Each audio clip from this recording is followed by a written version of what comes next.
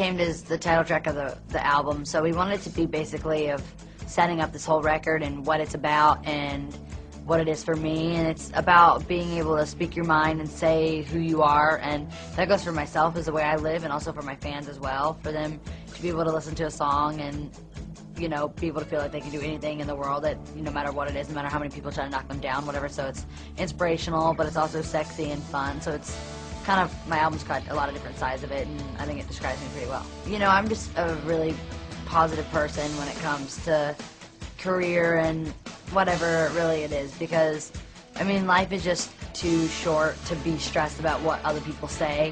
You know, you definitely have to keep your guard up and you know, watch out for people, because some people don't always have your best interest, but you can't live like that. You can't live guarded. You got to be free, and that's, you know, what my record's all about. It's nice to be able to see my fans that are more my age, and I think that's what Britney did as well. I mean, you know, my sister was 16 when she took me to go buy the album, and that was, you know, Britney wasn't much older than that. Britney was like 18, 19 years old, and now that she's gotten older, that's her fans as well. So I'm, you know, I think everyone's got to do that in their own time. I think artists relate to the people that are, you know, like themselves, their age and what they feel and the kind of people, and, you know, I think that's why, you know, people will, you know, dress like the artist they like or whatever, because they feel like they can relate to that person, and I think that's, you know, cool if someone can relate to. It's funny because I've had it for a while and no one noticed. And so it's just like, oh my god, Miley got a new tattoo. I'm like, or you just weren't looking close enough to my pictures for like 3 months now. But I have Love on my ear, and I only have 2. Just Breathe, it's for cystic fibrosis, which I wear the little band too.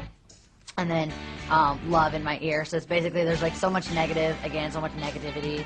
And I was just sitting on the couch one day, it was like our last day at Hannah Montana, and I was like, I just want to like only let love and all the good stuff, because there's always going to be so much like BS, always. So just like push that out and love. He is my best friend, and I'm